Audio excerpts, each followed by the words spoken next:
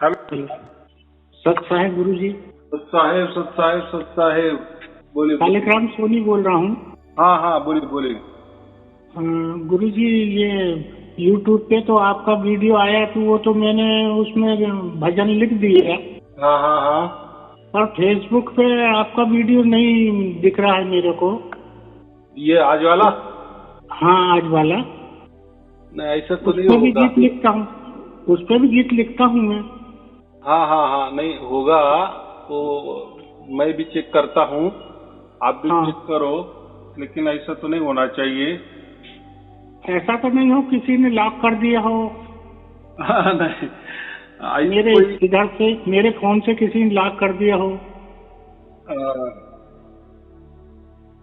देखो डला है कि अभी नहीं है? थोड़ा सा देखिए ना, मेरे उसमें डला है कि नहीं डला है, उनको दिख नहीं रहा है इसमें। यानी आपको नहीं आया ऐसा? हाँ।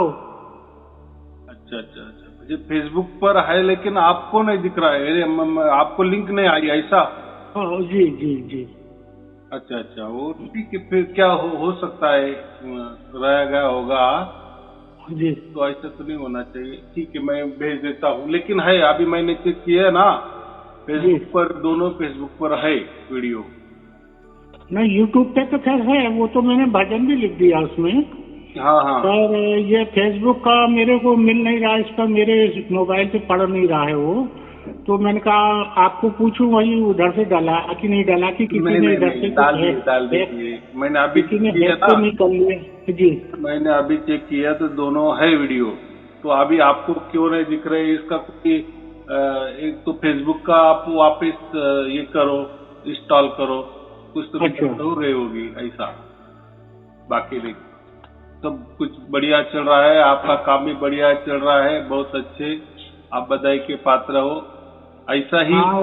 हर लोगों ने ऐसा सहकार्य मदद की तो ये कारवा बराबर आगे बढ़ता है, और परमात्मा बराबर आप जैसे लोगों को बुद्धि देता है, वो तो उसका काम सब है सब बराबर। सार शब्द का कमाल है गुरु जी। हम्म। सार शब्द का कमाल है और कुछ नहीं है। ना मैं कुछ हूँ ना आप कुछ है, सब सार शब्द का खेल है। वो हाँ, जिससे जो कुछ कराना होता है वो सब करा लेता है, स्वयं करा लेता है। कर्ता कर्विता वही है जी बराबर, बस हम जी। उसके पुतले हैं ऐसा समझो। हाँ वो बराबर जैसे नचाता है, हमने नचने का तैयारी हाँ करनी चाहिए बस। हाँ। और वो जो करता है ना, वो अभी उसकी ओर से हो रहा है। इसके पहले हमारे पास सार शब्द नहीं था तो बात अलग थी, तो हम प्रकृति से नाच रहे थे, या प्रकृति जी हमें नचा रही थी, मन हमें नचा रहा था, शरीर हमें नचा रहा था। लेकिन अभी जिसको भी सार शब्द प्राप्त होता है ना, तो जी। वहाँ स्वयमेव परमात्मा हमें नचाता है। तो देखो, बाप बेटे को नचाता है, इसका मतलब कितने खुशी की बात होती है ना। एक हाँ। तो बाप किसी को काम बोलता नहीं, लेकिन सार शब्द के माध्यम से उसने हमको बहुत बढ़िया काम दे दिए, और सब लोग कर रहे हैं बराबर। हाँ, अब मैं पेंशनर हूँ, रिटायर हो गया हूँ। हाँ हाँ तो हाँ अब मेरे को काम करने की आदत तो है। हाँ तो हाँ हाँ कम से कम मेरे को परमात्मा ने ये काम दे दिया, तो हाँ मेरा समय भी पास हो जाता है। हाँ हाँ टाइम। हाँ। तो मैं वो दिन में अपना करते रहता हूँ, थोड़ा सा लिखते रहता हूँ, जो भी जैसा बुद्धि वो देते हैं, जैसा चला देते हैं दिमाग को, वैसा लिख देता हूँ। हम्म। और क्या, सब परमात्मा का कमाल है ये, अपना कुछ भी नहीं है।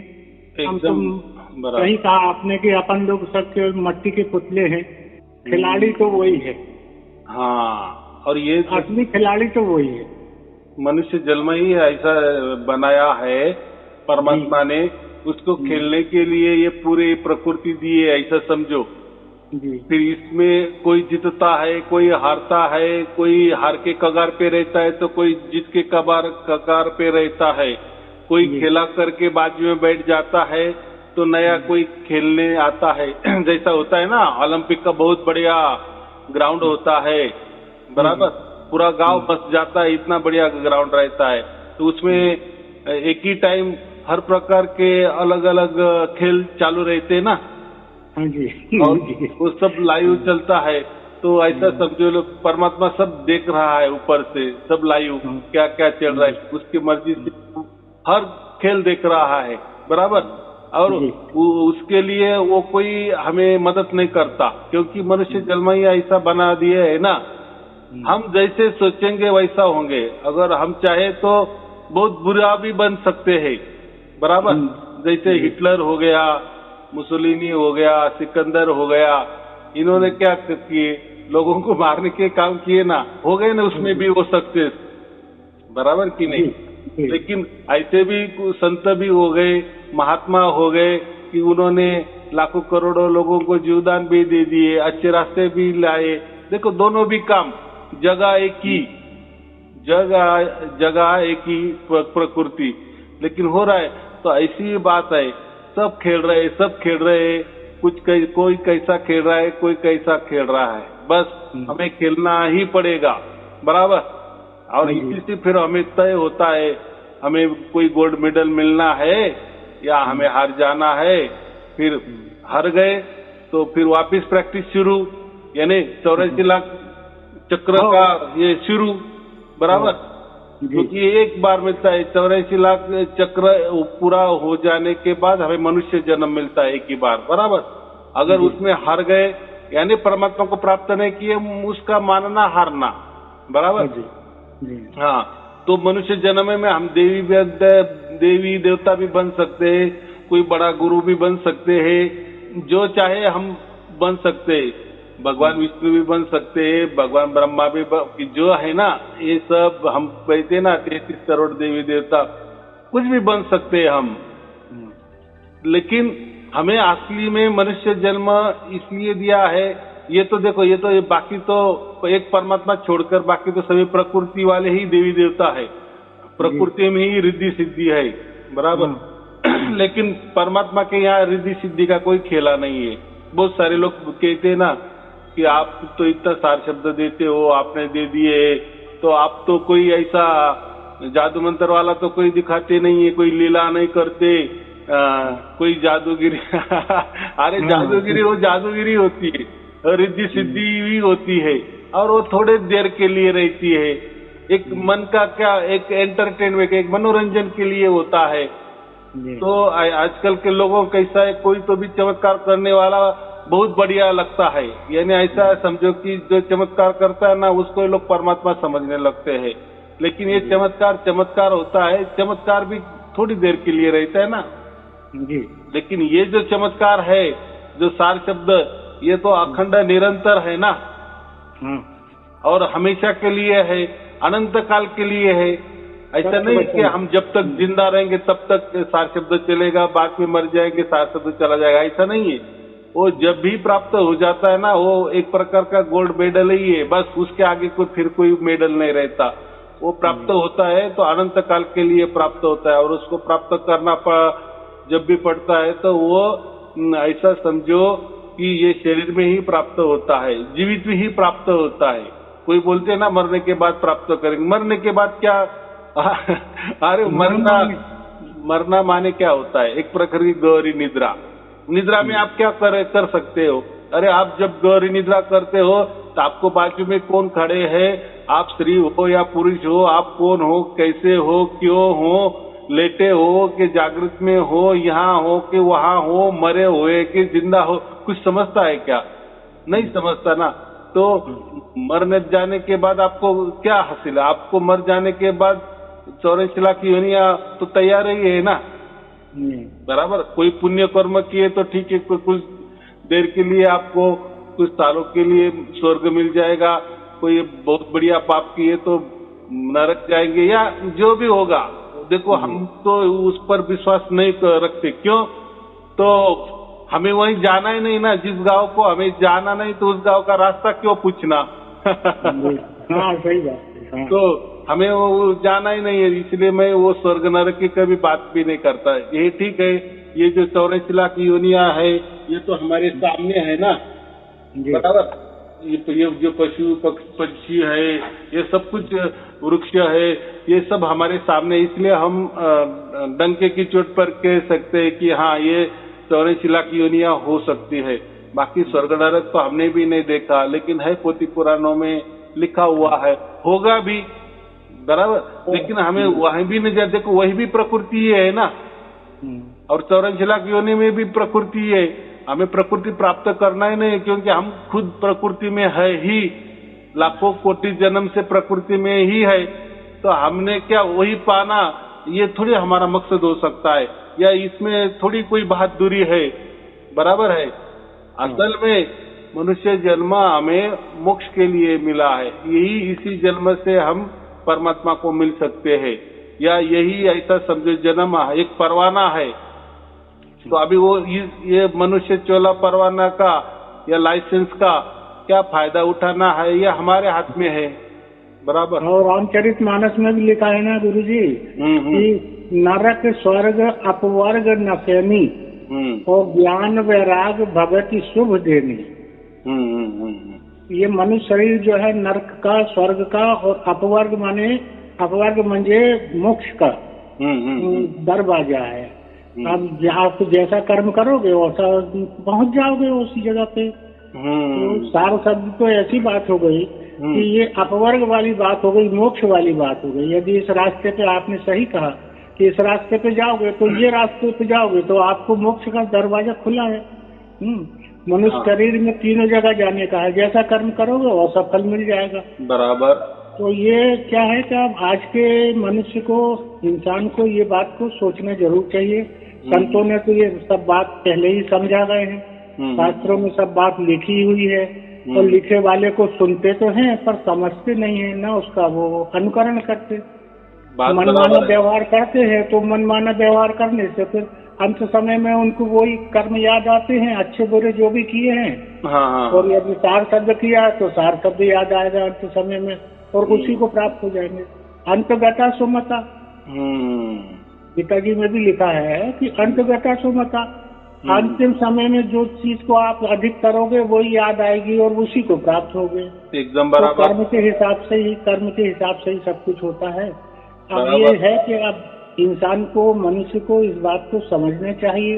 यदि समझता है तो वो उसके लिए लाभकारी है, नहीं समझता है तो फिर तो अब जहाँ जैसा कर रहा है वो सफल तो मिल रही है। बराबर कि नहीं? महापुरुषों की वाणी है, सत्पुरुषों की वाणी है, अपने शास्त्रों में सब कुछ लिखा हुआ है, पर समझने की भर देर है। समझ गया सो पा गया, नहीं समझ गया सो भटक गया। देखो बात ऐसी है कि बच्चा जब 1 बरस तक कठिन परिश्रम लेता है, अभ्यास करता है, तो वही अभ्यास उसको उस 3 घंटे में याद आता है ना जी। अच्छी तरह से याद किए तो 3 घंटे में वो पास हो जाता है। 1 बरस की कमाई उसको 3 घंटे में मिल जाती है। बराबर कि नहीं? तो ऐसा ही है कि ये जो हमने इतने लाखों जन्म ले लिए हैं, इसका निचोड़ हमें समझो ये मनुष्य जन्म मिला है। तो अभी ये मनुष्य जन्म में ही ये हमारी परीक्षा होती है। परीक्षा क्या होती है? बस हम क्या करने वाले हैं, कैसे करते हैं, उसका ही आधार पे हमें मोक्ष मिलता है। उसके यानी वो भाग्य पे हमें मोक्ष मिलता है। अभी ये मोक्ष भी मिलता है ना, तो ये तो कोई हमारी ओर से नहीं मिलता ना, वो तो परमात्मा हमें वो गोल्ड मेडल देता है। बराबर। वो तो बख्शीशी उसकी ओर से मिलती है ना। बहुत सारे लोग ऐसे कहते हैं ना, हमें वो सार शब्द ही बता दो ना। अरे भाई, वो सार शब्द कोई मंत्र नहीं, वो बताने वाली कोई बात ही नहीं होती, वो कोई करने वाली बात ही नहीं होती।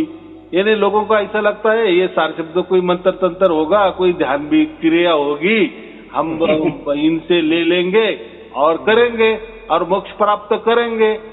अरे ये जो बातें होती ना, ये प्रकृति में होता है। बराबर जी।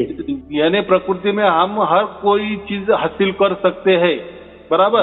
जो हमारे मन के मुताबिक हम हर चीज हासिल कर सकते हैं, और ये खेला प्रकृति में ही हो सकता है। लेकिन मोक्ष वाला जो खेला है, ये परमात्मा ने उसके हाथ में लेके रखा है। बराबर। क्योंकि वो उसके धाम में किसी को लेना है, किसी को नहीं लेना है, वो तो उसके हाथ में है ना। तो उन्हें वो बख्शीशी उसने उसके तरफ ले ली है। अगर उसको मालूम चला कि नहीं ये अपना बच्चा है, इसको लेना है मेरे परम धाम में, तो वो तुरंत आता है और सारे शब्द का लखाव कर देता है।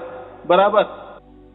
यानी वो मोक्ष जो हम कहते हैं ना का सार शब्द मिलने के बाद हमें मोक्ष मिलता है, तो वो परमात्मा ही मोक्ष प्रदान करता है। वो कोई हमारे हाथ का खेला नहीं है, लोग समझते नहीं है। लोग यही कहते हैं कि हमें सार शब्द दे दो, हमने आपको फोन लगाए। अगर ऐसा होता तो फिर वो मोक्ष की क्या वैल्यू होती, फिर परमात्मा की भी क्या वैल्यू होती, बराबर। ऐसे तो फिर बहुत सारे अनुभूति का विषय है।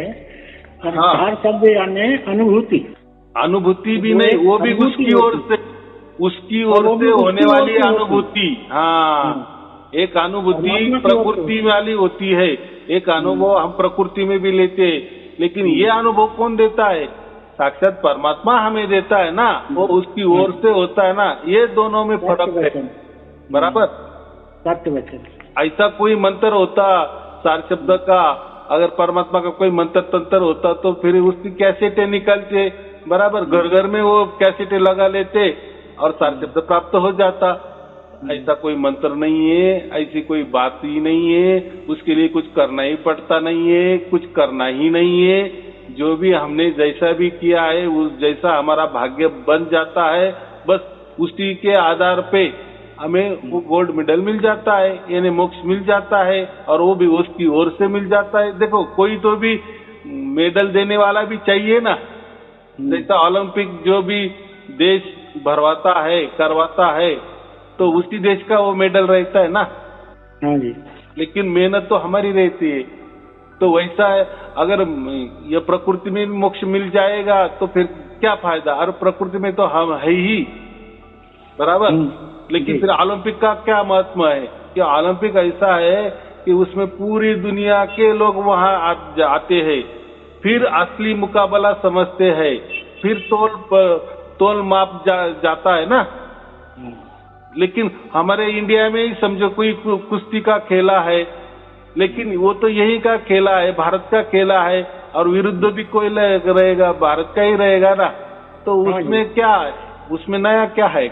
लेकिन यही खेला अगर हम ओलंपिक में करेंगे और उसमें ओलंपिक में हमें गोल्ड मेडल मिलेगा, तो देखो फिर जब भी किसी को ओलंपिक में गोल्ड मेडल मिलता है तो उसकी कितनी वाहवाही होती है, बराबर कि नहीं। उसका पूरा जीवन ही सुधर जाता है।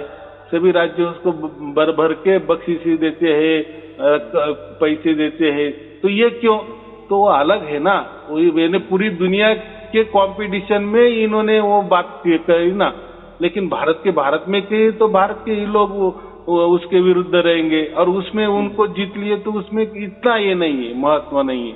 तो यही बात मोक्ष के ऊपर लागू पड़ती है।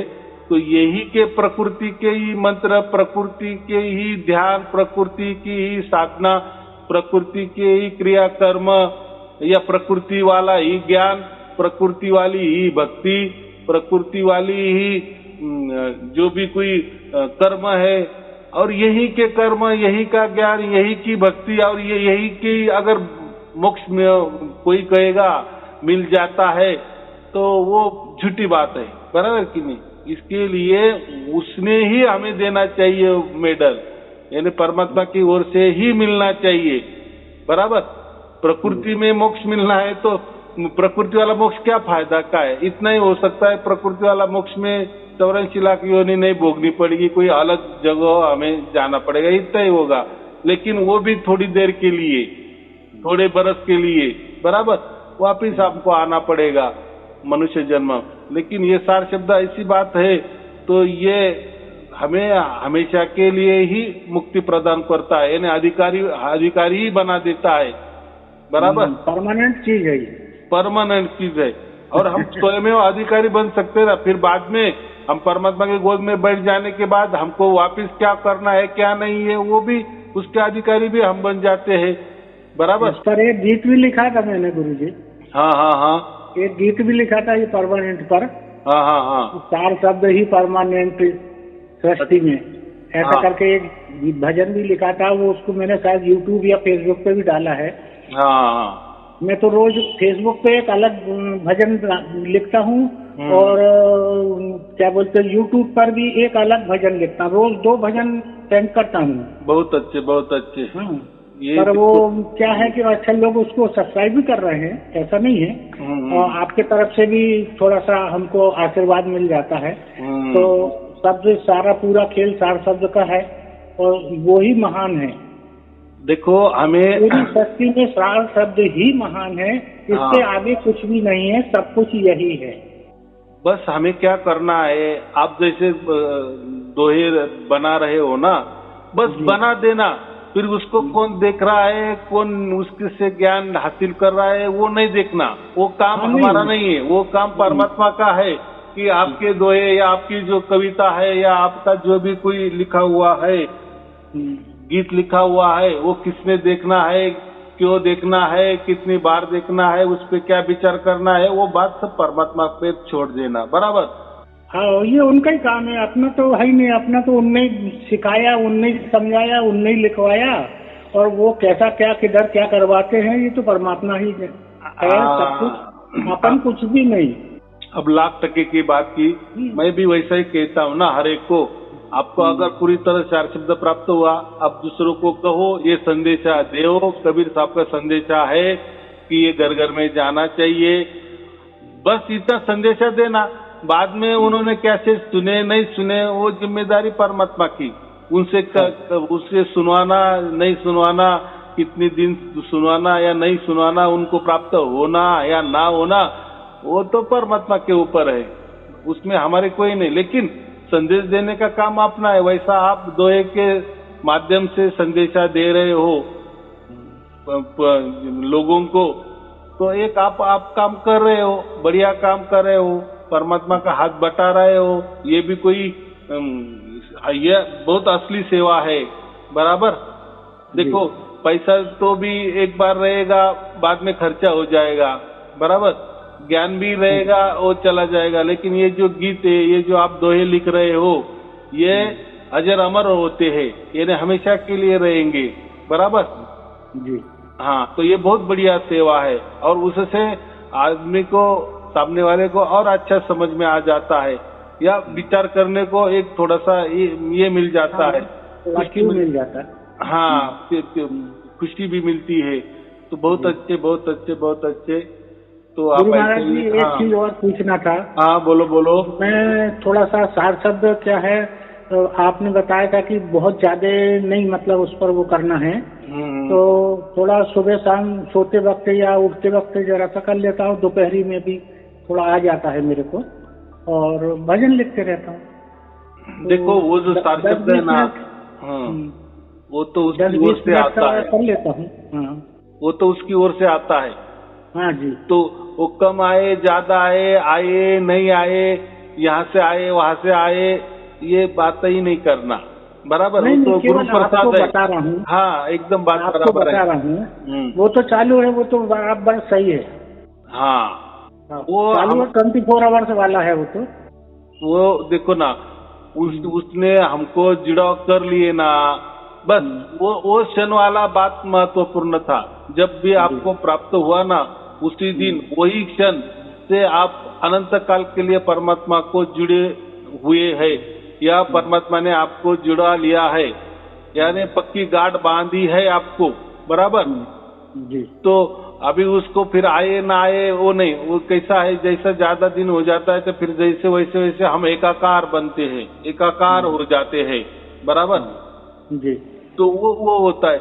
तो देखो ना, जो भी हो रहा है तो उसके साक्षी तो हम है ना, हम तो उसको महसूस कर रहे हैं ना। तो ऐसा तो नहीं हो सकता, आपको थोड़ा सा अलग महसूस होगा, दूसरों को अलग महसूस होगा, यानी महसूस तो सबको एक जैसा होता है, लेकिन उसका अर्थ या उसका पहचान हर किसी की अलग अलग भाषा हो सकती है, या अलग अलग समझ हो सकती है। बराबर जी।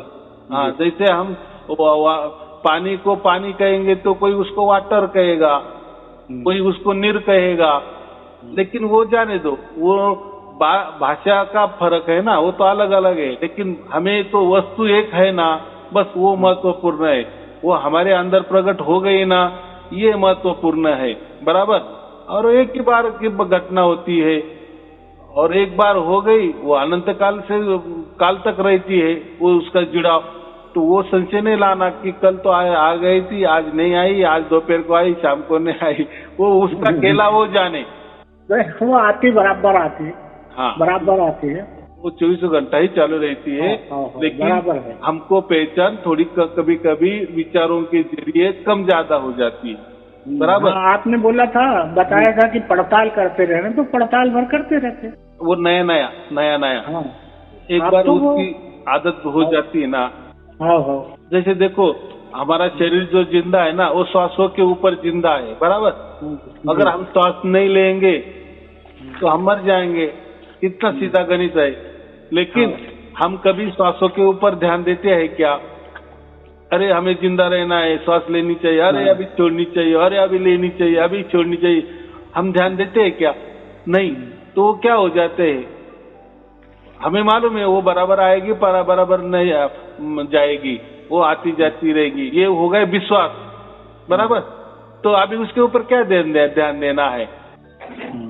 नहीं देते ना हम ध्यान। तो ऐसा ही है, वो नया हमको ऐसा लगता है आ रही है, गई, आज आई, आज कम आई, कल ज्यादा आई, वो वगैरह वगैरह। लेकिन एक बार वो एकाकार हो गए ना, उसके हमको ये आदत गिर जाती है और वो बराबर। तो मुझे इतना ही कहना है कि वो उसकी ओर से वो बराबर आती है। तो हमारी समझ में थोड़ी कम ज्यादा हो सकती है, वो हमारी समझ है। बराबर। परमात्मा की ओर से कोई कम ज्यादा नहीं होती, वो तो निरंतर है, अखंडित ही है। तो मुझे इतना ही अभी कहना है कि एक सार शब्द अखंड है, बाकी सब पाखंड है। जो सार शब्द की बातें करेगा वही असली आदमी समझना। बराबर। और जो सार शब्द की बात नहीं करता वो सब पाखंड समझना, यानी झूठा समझना, माया समझना। बाकी क्या है? असत समझना। सब माया ही है सब। हाँ, तो हमें ये सत्य की ही बातें करना है। और सत्य क्या होता है? सत्य निरंतर अखंडित होता है। बराबर। इसलिए सार शब्द एक अखंड है, बाकी सब पाखंड है। चलो ठीक है, आपको और आपके परिवार के लिए शुभ आशीर्वाद। सत साहिब जी, सत साहिब जी। हाँ बोलो बोलो। हाँ, हमको थोड़ा सा ये लिंक भेज देंगे क्या फिर से फेसबुक पर? हाँ भेज देता हूँ। तो मैं भजन लिख दूंगा। हाँ।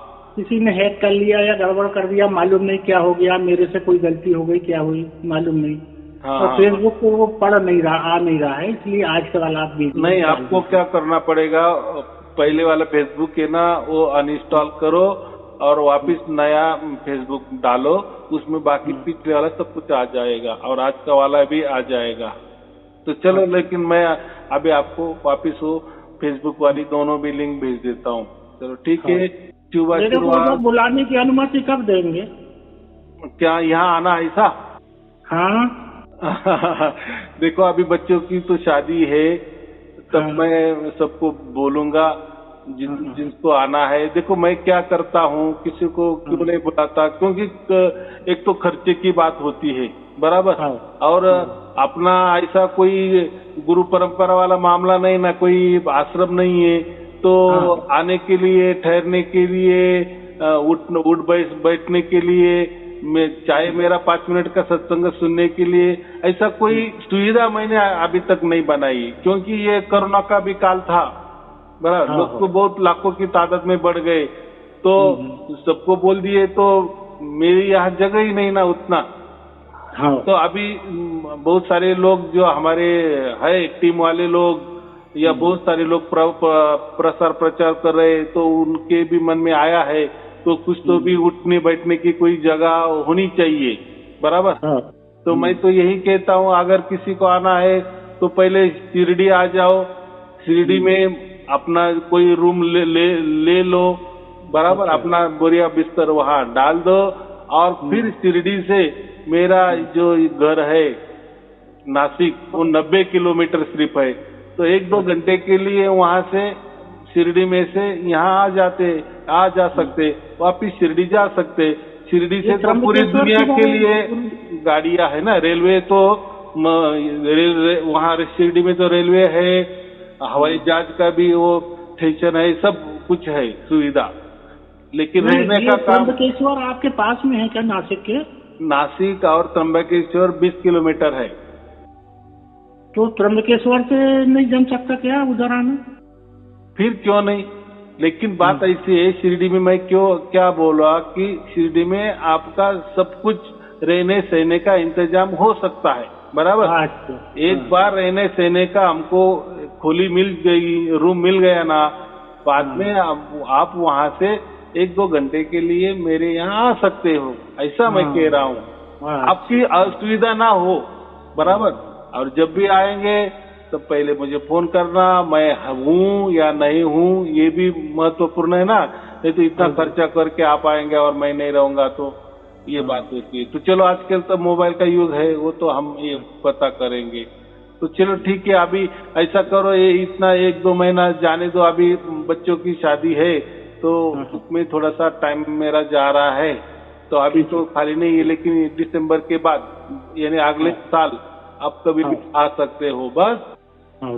हाँ चलो ठीक है, शुभ आशीर्वाद, सत साहेब जी, सत साहेब जी, सत साहेब।